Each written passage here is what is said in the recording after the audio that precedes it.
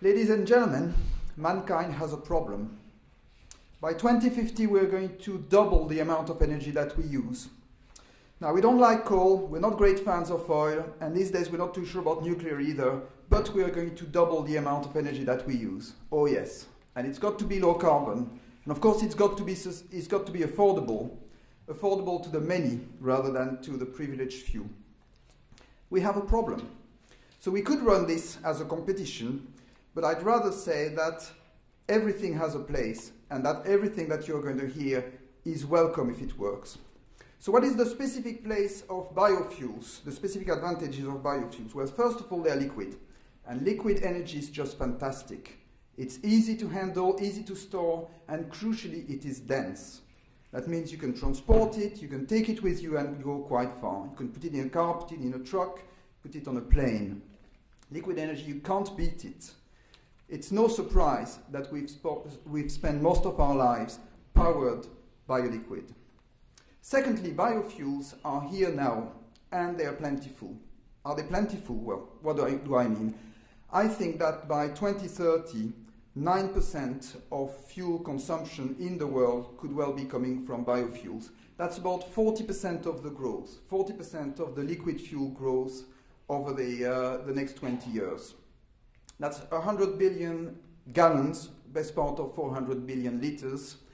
And by 2050, some people are saying that the right place of biofuels is about 20 or 30% of transport fuel. Yes, but, I hear you say, yes, but at that level, what about food versus fuel? What about indirect land use change? What about land grabs, deforestation, orangutans? Aha. I'm actually not here to make the case for biofuels. I am only here to make the case for biofuels done well. What's biofuels done well? It's about all of those things.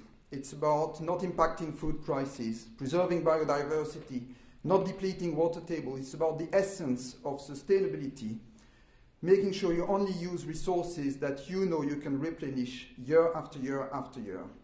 Now, I observe that every single controversy about biofuels ultimately boils down to land, to how we use the land and the associated resources like water.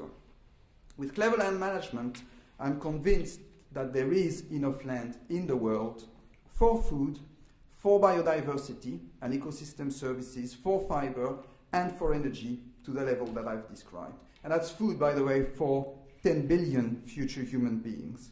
Then biofuels can be plentiful if they are done well. So biofuels done well, myth or reality? Well, consider Brazilian sugarcane. Twice the yield of a hectare of corn, about 6 times the fuel yield of a hectare of rapeseed today. Compelling carbon balance, low carbon fuels plus low carbon electricity. And we know we can do better.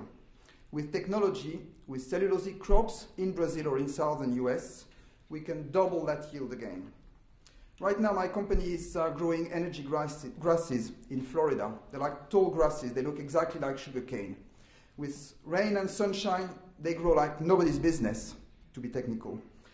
You harvest them at ground level, you cut them and they regrow. They're a perennial plant. You use everything, part of the plants to make fuel and other parts to make green electricity.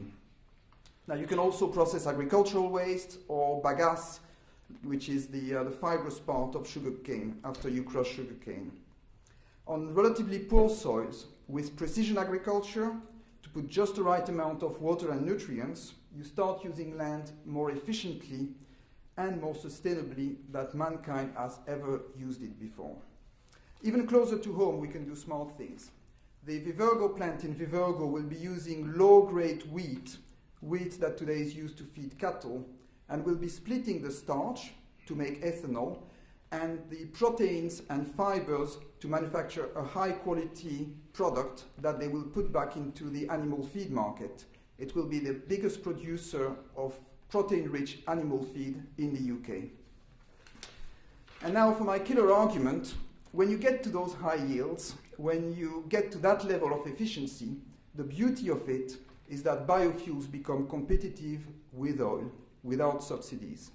Brazilian sugarcane already is. Cellulosic ethanol will be competitive with oil by the end of the decade. You become affordable. So that's biofuels done well. They are low cost, low carbon, sustainable, at a scale that will make a real difference. That's the only biofuels we invest in, and that's our aspiration for the whole industry. Thank you very much.